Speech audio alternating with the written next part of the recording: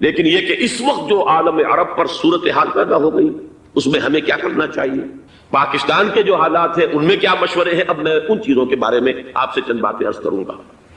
پہلی بات تو یہ ہے کہ مشرق وسطیٰ کے مسئلے میں اس کے پس منظر کو سمجھ لینا چاہیے۔ ہمارے بہت سے احباب جو ہے وہ فوری طور پر وقتی صورتوں کو، جیسے کہ حالات و واقعات ہوتے ہیں، صرف انہی کے اعتبار سے رائے قائم کرتے ہیں۔ چیزوں کا پس منظر جو ہے نگاہوں کے سامنے رہنا چاہیے۔ اس صدی کا ایک مختصر سا نقشہ ذہن میں رکھیے۔ یہ 20ویں صدی کے آغاز کے وقت، جسے ہم پورا کہتے ہیں مڈل ایسٹ، بلکہ صرف مڈل ایسٹ نہیں، پورا شمالی افریقہ سلطنت عثمانیہ کا حصہ تھا، خلافت عثمانیہ۔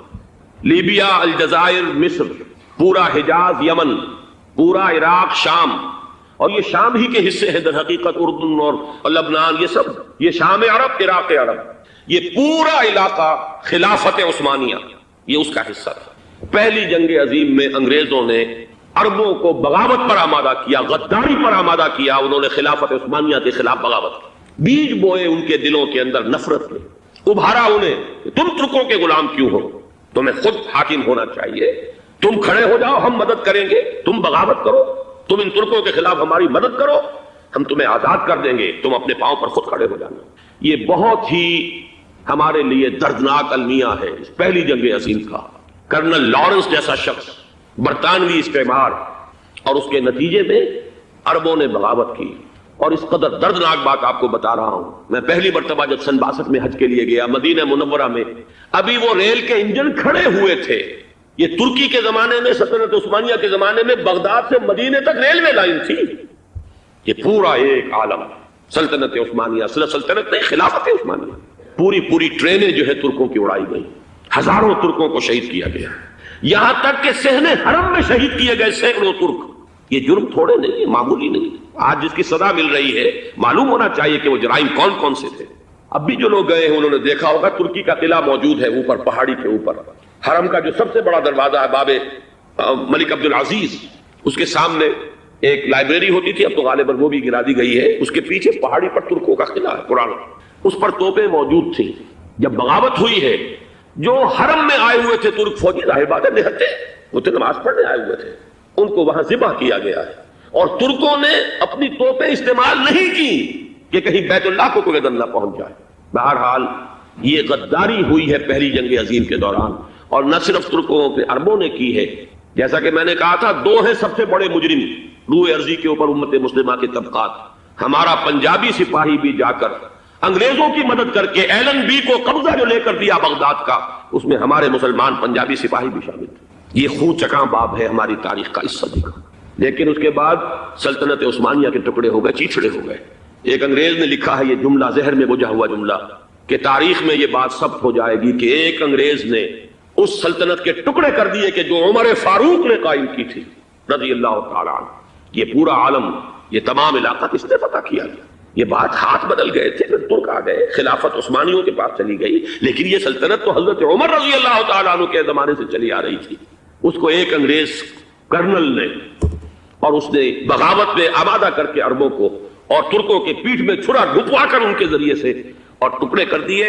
لیکن جب جنگ ختم ہوئی، اب انہوں نے کہا کہ اب ہمیں آزادی دیجیے۔ اب انہیں معلوم ہوا کہ غداروں کو دنیا میں کیا ملتا ہے، ٹکڑے کر دیے گئے۔ یہ حصہ عراق یہ انگریز کے پاس رہے گا، شام کا یہ علاقہ یہ فرانسیسیوں کے پاس رہے گا، مصر پر انگریزوں کا تسلط رہے گا، لیبیا اطالویوں کے پاس رہے گا، لے دے کر یہ جو علاقہ تھا حجاز، کیونکہ وہاں کچھ تھا ہی نہیں، بوادن غیر ذی زرع، یہ عربوں کے پاس چھوڑ دیا گیا۔ اس وقت جو بادشاہ ہیں شاہ حسین اردن کے، ان کے دادا سب سے بڑے غدار وہی تھے، لہذا ان کو اس علاقے کی بادشاہت دے دی گئی۔ اس کے بعد نجد سے ایک تحریک اٹھی ہے، وہ سعودی جو خاندان ہے وہ نجد سے اٹھا۔ نجد میں اس وقت کچھ بھی نہیں تھا، وہ تو صرف ریت کے تودے تھے اور کچھ بھی نہیں، لہذا ادھر کسی استعماری قوت کو دیکھنے کی ضرورت ہی نہیں تھی۔ وہ تو بعد میں تیل برآمد ہوا اور اس کی حیثیت ہو گئی، اور یہ امارات کا علاقہ جو ہے اس کی دنیا میں اب گویا کہ یوں سمجھیے کہ جو سب سے زیادہ اہم علاقے ہو سکتے ہیں روئے ارضی کے نقشے پر، ان میں سے ایک وہ ہو گیا۔ لیکن یہ اس وقت کی بات میں کر رہا ہوں، کوئی حیثیت نہیں تھی، لہذا اس کو چھوڑ دیا گیا۔ یہ ہے تاریخی پس منظر، یہ لکیریں جو کھینچی گئی ہیں، یہ ایک ملت اسلامیہ کو جو قومیتوں میں تقسیم کیا گیا، پھر نعرے لگوائے گئے المصر للمصریین الشام للشامیین، اب شامی ایک علیحدہ قوم ہو چکے ہیں، مصری ایک علیحدہ قوم ہو چکے ہیں، عراقی ایک علیحدہ قوم ہو چکے ہیں۔ یہ ساری تقسیمیں استعمار کی پیدا کرنا ہے، اس کا کوئی تعلق اسلام کے ساتھ نہیں۔ اب ضرورت تو اس بات کی تھی کہ استعمار کے پنجے جب یہاں سے کچھ ہٹے، دوسری جنگ عظیم کے بعد ایک دور آیا، امریکہ ابھرا ہے دنیا کی عالمی سطح پر سیاست میں، اس کے ہاں کچھ آزادی کے تصورات تھے، اس نے بھی سپورٹ کیا۔ برطانیہ کمزور ہو چکا تھا، وہ اتنے بڑے علاقے کو اب ہولڈ نہیں کر سکتا تھا۔ ہندوستان بھی آزاد ہوا، پھر یہ کہ اور دوسرے علاقوں سے بھی اس کو پسپائی اختیار کرنی پڑی۔ استعمار کے پنجے جس طرح بھی ہوئے، ان کے سینوں سے، عربوں کے سینوں سے جو ہے گویا کہ وہ ہٹے، لیکن امریکہ نے ایک اپنی بہت بڑی حکمت عملی جو اختیار کی، عالم عرب کے سینے میں اسرائیل کا خنجر پیوست کر دیا تاکہ یہ کبھی آزاد نہ ہو جائیں، ہمارے انگوٹھے تلے رہے، ہماری پالیسی گواہی کرے۔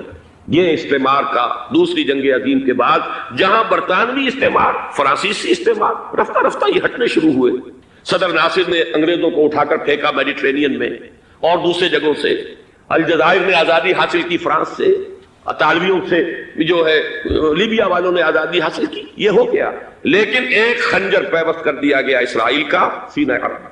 اس صورتحال میں ظاہر بات ہے کہ ایک تو بڑی آئیڈیل پوزیشن تھی کہ پورا عالم اسلام متحد ہو، لیکن وہ تو بہت دور کا خواب معلوم ہوتا ہے۔ علامہ اقبال سے بڑا کوئی نقیب نہیں ہے ملت اسلامی کی وحدت کا۔ ایک ہو مسلم حرم کی پاسبانی کے لیے نیل کے ساحل سے لے کر تا خاک کاشغر، لیکن انہیں بھی اپنے لیکچرز میں کہنا پڑا کہ اس وقت جو صورتحال ہے پورے عالم اسلام کی ایک وحدت بن جانا تو تقریباً ناممکن نظر آ رہا ہے۔ اگر کسی طرح ایک common wealth of Muslim nations وجود میں آ جائے تو بھی بڑی کامیابی ہوگی، لیکن اس سے بھی پہلے یہ تو زیادہ آسان تھا کہ عالم عرب ایک وحدت کی شکل اختیار کر لے۔ یہ تو ایک قوم ہے، اکثر و بیشتر ایک نسل یا زیادہ دو نسلیں کہہ دیجیے، شمالی افریقہ میں بربر نسل بھی ہے، باقی تو سب عرب ہے۔ یہ پورا عالم ایک نسل، ایک زبان، پورے اتنے رقبے کے اوپر بولے جانے والی ایک زبان، یہ تو ایک ہو جائے۔ افسوس یہ ہے کہ اس کا ایک ہو جانا، ایک شخصیت ابھری تھی جو مذہبی مزاج کی شخصیت تھی، جو دینی مزاج کی حامل شخصیت تھی، اگر اس کی قیادت میں عالم عرب متحد ہو جاتا تو واقعتاً ایک بہت بڑا جو ہے مرحلہ وہ طے ہو جاتا پوری عالمی ملت اسلامیہ کی ایک وحدت اختیار کرنے کا۔ وہ شخصیت تھی شاہ فیصل شہید کی، اور اس لفظ کے ساتھ ہی آپ کے ذہن میں آ گیا ہوگا کیوں انہیں شہید کر دیا گیا، کس نے کیا کرایا، کہاں سے تعلیم حاصل کر کے آیا تھا وہ جس نے شہید کیا شاہ فیصل شہید کو، اس کی گردن پر کون سوار تھی، وہ یہودی لڑکی کے جس کے فوٹو بھی شائع ہوئے، ایک گردن پر اٹھائے کھڑا ہوا شہزادہ اپنی ایک یہودی دوست کو، لڑکی کو، اور وہی ہے کہ جس نے جا کر پستول سے شہید کیا ہے۔ جان اچھی طرح جان لیجئے، جیسے بارہا میں نے عرض کیا ہے کہ حضرت عمر کو شہید کرنے والا کہنے کو ابو لولو فیروز تھا، لیکن اس کے پیچھے پورا ایرانی نسل پرستی کا جو پورا پس منظر ہے، اسے تو ہر شخص جس کی ذرا بھی نگاہ جو ہے جو صرف منظر کو نہ دیکھ رہی ہو، پس منظر کو بھی دیکھنے والی ہو، وہ تو جان دے گی کہ ابو لولو فیروز ایک فرد کا نام نہیں تھا، وہ ایران کا انتقام تھا عالم عرب سے۔ بالکل اسی طریقے سے یہ امریکی استعمار کا ہتھ کنڈا تھا، اسے محسوس ہوا۔ شاہ فیصل مذہبی مزاج کا شخص، یہ ابھر رہا ہے، اور یہ شاہ فیصل کی حکمت عملی کا ذرا آپ اندازہ کیجئے۔ لاہور میں سمٹ کانفرنس ہوئی، اس میں وہ آئے، سب سے ٹاورنگ پرسنالٹی پورے اس وقت عالم اسلام کے اندر شاہ فیصل کی تھی، اور وہ گویا کہ ایک بہت ہی جس کو کہا جائے کہ ایک بہت ایلڈرلی، ایک بزرگانہ ایک شخصیت جو ہے، اور انہوں نے اپنی دولت کے دروازے، عرب میں وہ مشہور تھے کہ نہایت خسیس اور بخیل انسان ہے، اس لیے کہ وہاں وہ خرچ کرتے تھے حساب کتاب کے ساتھ، لیکن ان کے خزانے کھلے ہوئے تھے عالم اسلام کے لیے، ادھر بھی مدد ہے، ادھر بھی مدد ہے، ادھر بھی کام ہو رہا ہے، ادھر بھی کام ہو رہا ہے۔ پھر انہوں نے تیل کا ہتھیار استعمال کر کے ایک دفعہ امریکہ کو دن میں تارے دکھا دیے تھے، لہذا ان کا ہٹایا جانا سین سے یہ امریکی استعمار کے لیے لازم تھا۔ اب لے دے کر رہ گئے کون؟ سیکولر مزاج کے لوگ۔ پہلی اٹیمپٹ جمال عبد الناصر نے کی، ناکام ہو گیا۔ قذافی صاحب نے کوشش کی کہ وہ ان کی جانشینی حاصل کر لے، ناکام ہو گیا۔ اب ایک تیسری شخصیت صدام حسین کی، ملحد ہے، اسلام سے کوئی سروکار نہیں، باس کا فلسفہ سیکولرزم پلس عرب نیشنلزم، یہ اصول ہے، لیکن یہ ہے کہ یہ شخصیت ابو بکر ایسی آئی ہے کہ اس سے اس وقت یہ جان لیجئے، میں امریکہ میں بھی عربوں سے مل کر آیا ہوں، سعودی عرب میں بھی اب میں وہ دیکھ آیا ہوں، نوجوان نسل جو ہے عربوں کی، پورا جو دوسرے عرب ممالک ہیں جہاں پر کہ مذہب کا اتنا چرچا ہی نہیں ہے، پورا فلسطینی عرب، جارڈن کے عرب، شامی عرب عوام وہ سب کے سب صدام کے پیچھے ہیں، اس لیے کہ انہیں نظر آ رہا ہے کہ ایک شخص پھر ایسا پیدا ہو کر سامنے آ گیا ہے جو شاید عالم عرب کو پھر یونائٹ کر دے، اور یہ ہے اصل وہ شے کہ جو امریکہ کے لیے کسی صورت میں قابل قبول نہیں۔ دولت کے یہ ذخائر، خلیج کی یہ دولت، سیال سونا اور اس کے ذخیرے، اور یہ کسی طریقے سے یہ امریکہ کے زیر اثر نہ رہے، یہ ہے وہ شے جو اسے برداشت نہیں ہے۔ وہ کوئی اربوں کی محبت میں نہیں آیا 2.5 لاکھ فوج لے کر، وہ کوئی شاہی عرب جو خاندان ہے سعودی، اس سے اس کی کوئی دلچسپی نہیں ہے، کوئی پتہ نہیں کہ وہ خود ان کو ہٹا دے اور وہاں پر کوئی جمہوری ڈھانچہ جو ہے وہاں پہ کھڑا کروا دے خود امریکہ۔ اس لیے کہ سعودی عرب میں دیکھ آیا ہوں حالات، اگرچہ ظاہر بات ہے کہ زیادہ گہرائی میں تو وہاں جانے کا موقع ہی نہیں ہوتا، بہت ہی مستبد حکومت ہے، لیکن صاف نظر آ رہا ہے کہ اس وقت دونوں طبقے نوجوانوں کے جو ہے وہ شاہی خاندان کے شدید خلاف ہو چکے ہیں۔ جو وہاں پر جدید مثقف طبقہ ہے، جدید تعلیم یافتہ، جو باہر پڑھ کر آیا ہے امریکہ میں اور کہیں اور وہ کثیر تعداد میں، وہ صاف سوال کر رہے ہیں کہ یہ بلینز اور بلینز آف ڈالرز کے جو ہمارا خرچہ آتا تھا، ہمارے ہتھیاروں کے آرڈر جاتے تھے، وہ کہاں گئے؟ کل 65,000 فوج، اور عرب کے پاس، سعودی عرب کے پاس اتنے ٹینک بھی نہیں ہیں جتنے کہ یمن جیسے غریب ملک کے پاس، تو ہمارا روپیہ یہ گیا کہاں؟ یہ ایک سوال ہے جو ہر شخص کے ذہن کے سامنے ہے۔ اب ہمیں اپنے معاملات کو خود سنبھالنا ہوگا۔ اسی طریقے سے جو مذہبی طبقہ ہے، اور وہاں ہے بڑی تعداد میں مذہبی طبقہ نوجوان جن میں بڑا جذبہ ہے، اور ان کا وہ جوش جہاد انہیں جہاد افغانستان تک لے کر آیا ہے۔ سینکڑوں عرب نوجوان یہاں جو ہے شہید ہوئے، اپنے ملک میں تو انہیں بولنے کی بھی کوئی امکان نہیں ہے، لیکن یہاں وہ جذبہ جو اندر اندر پروان چڑھ رہا ہے، وہ جذبہ انہیں لایا ہے، اور افغانستان کی سنگلاخ وادیوں کے اندر انہوں نے جام شہادت نوش کیا ہے۔ وہ طبقہ بھی شدید مخالف ہو چکا ہے کہ انہوں نے امریکیوں کو بلا کر، ان میں یہودی بھی ہیں، عیسائی تو ہے ہی ہے، یہودی ہیں، یہودی عورتیں ہیں، جو کچھ اب وہاں بے حیائی اور بے پردگی کے مناظر نظر آ رہے ہیں۔ یہ سرزمین عرب، میں نے امریکہ میں تقریر سنی ہے، اسنا کے جو فائنل ان کا ایک سیشن تھا، اسلامک سوسائٹی آف نارتھ امریکہ، جس میں میں مدعو کیا گیا تھا، اور اسی لیے میں نے یہ سفر کیا تھا۔ ایک نوجوان نے جو تقریر وہاں پر کی ہے، واقعہ یہ ہے کہ میں حیران رہ گیا اس کی جرأت کا۔ اس نے کہا کہ حضور نے فرمایا تھا کہ جزیرہ نما عرب میں 2 دین جمع نہیں ہو سکتے، اور آج شاہی خاندان کی صرف اپنی حکومت کو بچانے کے لیے امریکیوں کو اتنی بڑی تعداد میں بلا لیا گیا ہے، جن میں موبائل چرچ بھی ہیں، موبائل سینیگوگز ہیں، یہودی مرد اور عورتیں جو ہے دندناتے پھر رہے ہیں آج عرب کی سرزمین پر۔ لہذا جو مذہبی طبقہ ہے وہ اس پر شدید رد عمل جو ہے اس کے اندر پایا جاتا ہے۔ یہ حالات ہیں جو میں آپ کے سامنے چاہتا تھا کہ رکھ دوں۔ یہ وہ شامت اعمال ہے۔ ایک طرف یہ کہ وہ شخصیت جو ہے صدام حسین کی، وہ کوئی پسندیدہ شخصیت نہیں، لیکن یہ کہ اس شخصیت کو تقویت دینے والے بھی تو یہی لوگ تھے۔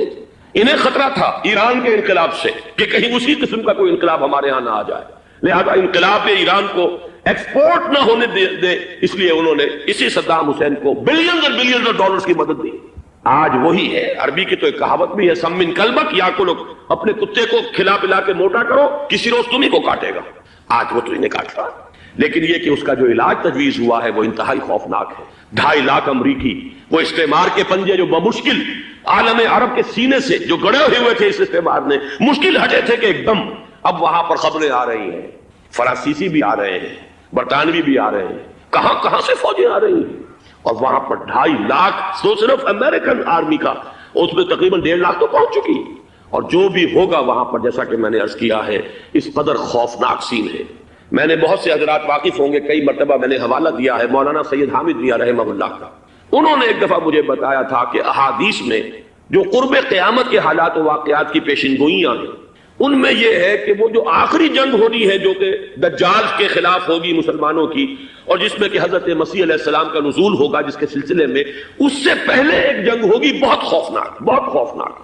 اور عجیب الفاظ ان کے یہ تھے کہ اس میں ایک طرف مسلمان اور عیسائی اور یہودی تینوں ہوں گے۔ یہ بات سمجھ میں نہیں آتی تھی کہ مسلمان اور یہودی ایک جگہ کیسے جمع ہو سکتے ہیں۔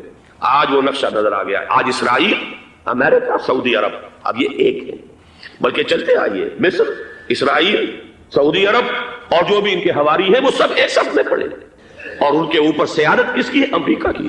وہ نقشہ آ گیا ہے۔ اور اس جنگ کے سلسلے میں مولانا حامد میاں رحمہ اللہ نے مجھے بتایا تھا کہ حدیث میں الفاظ آئے ہیں، اتنے لوگ ہلاک ہوں گے، اتنے لوگ ہلاک ہوں گے، اتنے لوگ ہلاک ہوں گے کہ ایک پرندہ سینکڑوں میل تک اڑتا ہوا چلا جائے گا اور اسے سوائے لاشوں کے اور کچھ نظر نہیں۔ یہ نقشہ خاکم بدہن تلا ہوا ہے، کھڑا ہوا ہے۔ جو بھی ہوگا کیمیاوی جنگ، کیمیاوی وارفیئر، کیمیکل وارفیئر، اور پھر ایٹمک وارفیئر، جس کی کھلی دھمکیاں دی جائیں۔ کبھی کوریا کے بارے میں اندیشہ تھا کہ یہ درندے خدا کی دھرتی کو، کوریا کی غریب بستی کو ناگاساکی بنا کے چھوڑیں گے، ہیروشیما بنا کے چھوڑیں گے۔ آج وہ صورتحال جو ہے عالم عرب پر، heart of the Arab land, اس پر یہ صورتحال بالکل تلی کھڑی ہے۔ اس میں ہمیں کیا کرنا چاہیے؟ میں نے یہ چاہا کہ پورا پس منظر آپ کے سامنے ہو، صرف وقتی سا کوئی ایک نعرہ، وقتی سی کوئی ایک خبر، اس کے حوالے سے ایک جذبات کا معاملہ، پورا ایک پس منظر سامنے رکھیے۔ اب وہ آپ کو شاید میری باتیں جو ہے وہ سمجھ میں آ جائیں۔ نمبر ایک، ہمیں کسی صورت اس جنگ میں امریکہ کے گھڑے کی مچھلی نہیں بننا چاہیے۔ امریکہ اسلام کے تحفظ کے لیے نہیں آیا، امریکہ حرمین کی حفاظت کے لیے نہیں آیا، امریکہ اپنے مفادات، عالمی مفادات کے تحفظ کے لیے آیا۔